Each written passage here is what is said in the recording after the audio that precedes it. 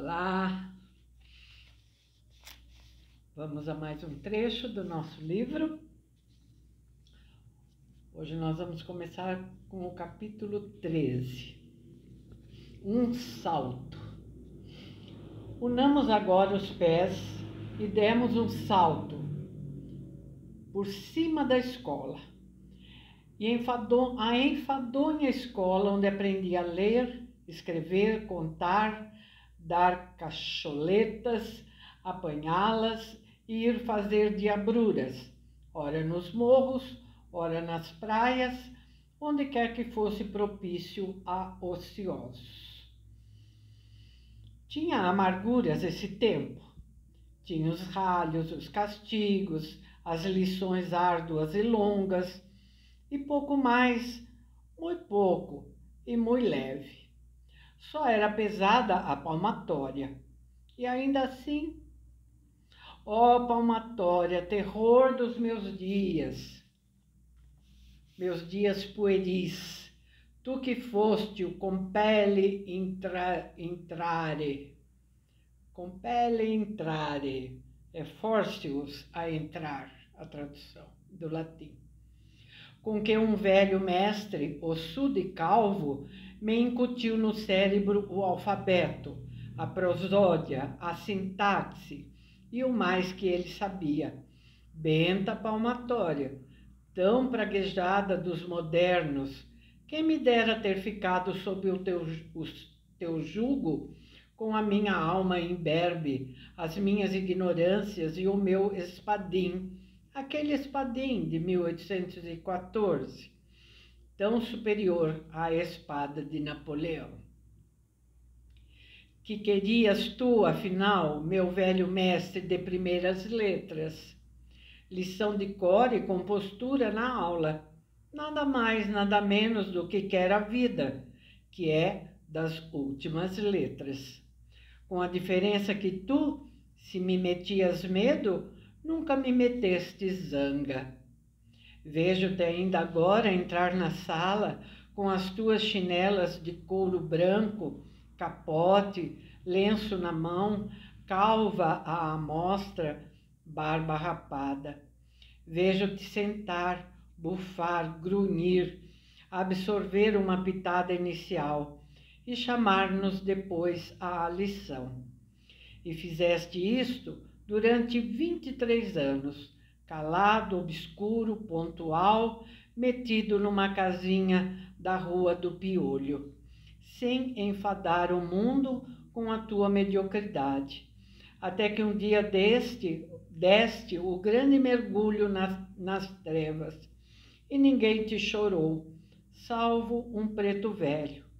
Ninguém, nem eu, que te devo os rudimentos da escrita.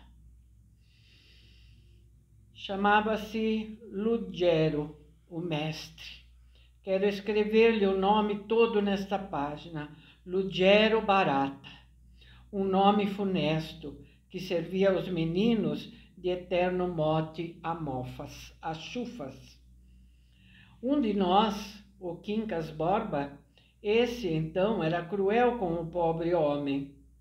2, 3 vezes por semana havia de lhe deixar na algibeira das calças, umas largas calças de enfiar, ou na gaveta da mesa ou ao pé do tinteiro, uma barata morta.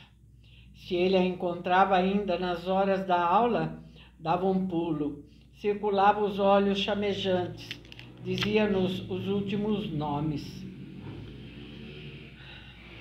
Éramos civandijas, capadócios, malcriados, moleques.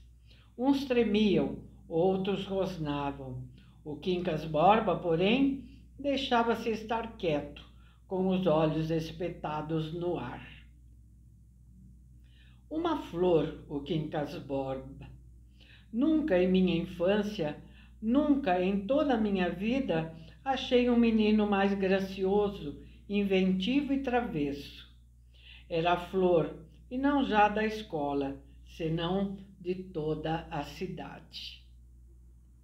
A mãe viúva, com alguma coisa de seu, adorava o filho e trazia-o amimado, asseado, enfeitado, com um vistoso pajem atrás. Um pajem que nos deixava gazear na escola, ir caçar ninhos de passarinhos ou perseguir lagartixas nos morros do Livramento e da Conceição, ou simplesmente arruara à toa, como dois peraltas sem emprego. E de imperador. Era um gosto ver o Quincas Borba fazer de imperador nas festas do Espírito Santo. De resto, nos nossos jogos pueris, ele escolhia sempre um papel de rei, ministro, general, uma supremacia, qualquer que fosse. Tinha garbo ou traquinas e gravidade, certa magnificência nas atitudes, nos meneios. Quem diria que suspendamos a pena, não adiantemos os sucessos. Vamos de um salto a 1822, data da nossa independência política e do meu primeiro cativeiro pessoal. Então, agora o capítulo 14, o primeiro beijo. Tinha 17 anos. Pungia-me um buçozinho que eu forcejava para trazer a bigode. Os olhos vivos e resolutos eram a minha feição verdadeiramente máscula. Como ostentasse certa arrogância, não se distinguia bem se era uma criança com fumos de homem, se um homem com ares de criança, de menino. Ao cabo, era um lindo garçom, lindo e audaz, que entrava na vida de botas e esporas, chicote na mão e sangue nas veias, cavalgando um corcel nervoso, rijo, veloz, como o corcel das antigas baladas que o romantismo foi buscar ao castelo medieval, para dar com ele nas ruas do nosso século. O pior é que o estafaram a tal ponto que foi preciso deitá-lo à margem, onde o realismo o veio achar, comido de lazeira e vermes, e por compaixão o transportou para os seus livros. Sim, eu era esse garçom bonito, airoso, abastado. E facilmente se imagina que mais de uma dama inclinou diante de mim a fronte pensativa, ou levantou para mim os olhos cobiçosos. De todas, porém, a que me cativou logo foi não sei se diga, este livro é casto, e ao menos na intenção. Na intenção é castíssimo. Mas vá lá, ou se há de dizer tudo ou nada. A que me cativou foi uma dama espanhola, Marcela, a linda Marcela, como lhe chamavam os rapazes do tempo. E tinham razão os rapazes. Era filha de um hortelão das Astúrias, disse-mo ela mesma, num dia de sinceridade, porque a opinião aceita é que nascera em um letrado de Madrid, vítima da invasão francesa, ferido, encarcerado, espingardeado, quando ela tinha apenas 12 anos. Coisas de Espanha.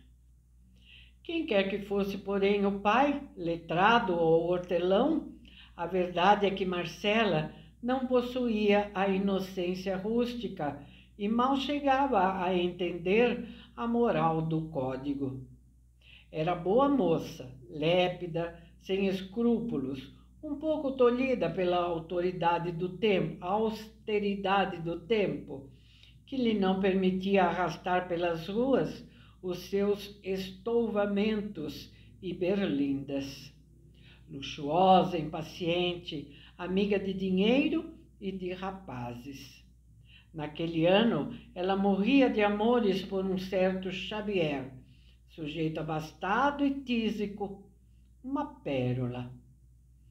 Via pela primeira vez no Rocio Grande, na noite das luminárias, logo que constou a Declaração da Independência, uma festa de primavera, um amanhecer de alma pública. Éramos dois rapazes, o povo e eu. Vínhamos da infância com todos os arrebatamentos da juventude. Via sair de uma cadeirinha, airosa e vistosa, um corpo esbelto, ondulante, um desgarre, alguma coisa que nunca achara nas mulheres puras. Segue-me, disse ela ao pajem. E eu seguia, tão pajem como o outro, como se a ordem me fosse dada. Deixei-me ir, namorado, vibrante, cheio das primeiras auroras. A meio caminho, chamaram-lhe Linda Marcela. Lembrou-me que ouvira tal nome a meu tio João e confesso que fiquei tonto. 3 dias depois perguntou-me meu tio, em segredo, se queria ir a uma ceia de moças nos Cajueiros. Fomos. Era em casa de Marcela. O Xavier, com todos os seus tubérculos, presidia ao banquete noturno, em que eu pouco ou nada comi, porque só tinha olhos para a dona da casa. Que gentil que estava a espanhola. Havia mais uma meia dúzia de mulheres, todas de partido, e bonitas, cheias de graça, mas a espanhola... O entusiasmo, alguns goles de vinho, o gênio imperioso, estouvado, tudo isso me levou a fazer uma coisa única. À saída, à porta da rua, disse a meu tio que esperasse um instante e tornei a subir as escadas. Esqueceu alguma coisa? Perguntou Marcela de pé no patamar. O lenço. Ela ia abrir-me caminho para tornar à sala. Eu segurei-lhe nas mãos, puxei-a para mim e dei-lhe um beijo. Não sei se ela disse alguma coisa, se gritou, se chamou alguém. Não sei nada. Sei que desci outra vez as escadas, veloz como um tufão e incerto como um ébrio. Capítulo 15. E é comprido.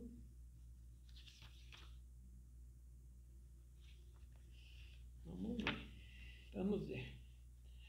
Capítulo 15. Marcela. Gastei 30 dias para ir do Rocio Grande ao coração de Marcela, não já cavalgando o corcel do cego desejo, mas o asno da paciência, a um tempo manhoso e teimoso, que em verdade há 2 meios de granjear a vontade das mulheres, o violento, como o touro de Europa, e o insinuativo, como o cisne de Leda, e a chave de ouro de Danae. 3 inventos do padre Zeus, que por estarem fora da moda, aí ficam trocados no cavalo e no asno.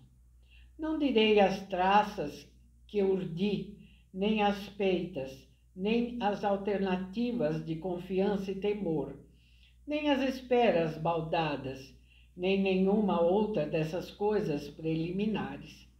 Afirmo-lhes que o asno foi digno do corcel, um asno de Sancho, deveras filósofo, que me levou à casa dela no fim do citado período. Apeei-me, bati-lhe na anca e mandei-o pastar. Primeira comoção da minha juventude, que doce que me foste. Tal devia ser, na criação bíblica, o efeito do primeiro sol. Imagina tu esse efeito do primeiro sol a bater de chapa na face de um mundo em flor. pois foi a mesma coisa, leitor amigo. E se alguma vez contaste 18 anos, deves lembrar-te que foi assim mesmo. Teve duas fases a nossa paixão, ou ligação, ou qualquer outro nome, que eu de nomes não curo. Teve a fase consular e a fase imperial. Na primeira, que foi curta, regemos o Xavier e eu, sem que ele jamais acreditasse dividir comigo o governo de Roma.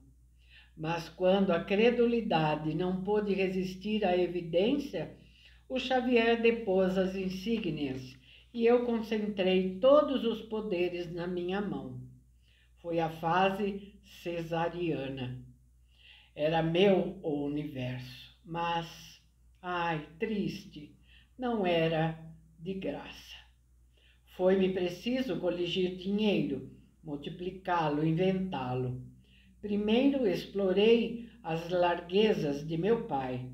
Ele dava-me tudo o que eu lhe pedia, sem repreensão, sem demora, sem frieza. Dizia a todos que eu era rapaz e que ele o fora também.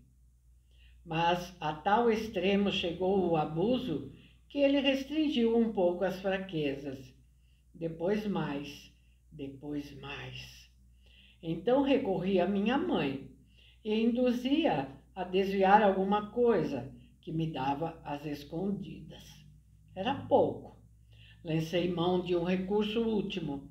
Entrei a sacar sobre a herança de meu pai, a assinar obrigações que devia resgatar um dia com usura. Em verdade, dizia-me Marcela, quando eu lhe levava alguma seda, alguma joia, em verdade você quer brigar comigo, pois isso é coisa que se faça, um presente tão caro. E se era joia, dizia isso a contemplá-la entre os dedos, a procurar melhor luz, a ensaiá-la em si e a rir e a beijar-me com uma reincidência impetuosa e sincera. Mas, protestando, derramava-se-lhe a felicidade dos olhos e eu sentia-me feliz com vê-la assim. Gostava muito das nossas antigas dobras de ouro e eu levava-lhe quantas podia obter. Marcela juntava-as todas dentro de uma caixinha de ferro, cuja chave ninguém nunca jamais soube onde ficava. Escondia-a por medo dos escravos. A casa em que morava, nos Cajueiros, era própria. Eram sólidos e bons os móveis, de jacarandá lavrado, e todas as demais alfaias, espelhos, jarras, baixela, uma linda baixela da Índia, que lhe doara um desembargador. Baixela do diabo, deste-me grandes repelões aos nervos. Disse-o muita vez à própria dona. Não lhe dissimulava o tédio que me faziam esses e outros despojos de seus amores de antanho. Ela ouvia-me e ria, com uma expressão cândida, cândida e outra coisa, que eu nesse tempo não me entendia bem. Mas agora, relembrando o caso, penso que era um riso misto, como devia ter a criatura que nascesse, por exemplo, de uma bruxa de Shakespeare, com um serafim de Klopstock. Não sei se me explico. E porque tinha notícia de meus zelos tardios, parece que gostava de os açular mais. Assim foi que um dia, como eu lhe não pudesse dar certo colar que ela vira num joalheiro, retorquiu-me que era um simples gracejo, que o nosso amor não precisava de tão vulgar estímulo. Não lhe perdoo se você fizer de mim essa triste ideia, concluiu, ameaçando-me com o dedo. Bom, eu vou parar aqui porque o capítulo ainda não terminou, mas ainda falta um bom pedaço e eu não quero me alongar demais, tá bom? Eu leio esse finalzinho de capítulo e depois sigo com os demais amanhã, tá bom? Então, fico por aqui, agradecendo a sua companhia e tudo que você faz para ajudar a divulgar o canal. Tá bom? Tchauzinho, até amanhã. Fique com meu abraço.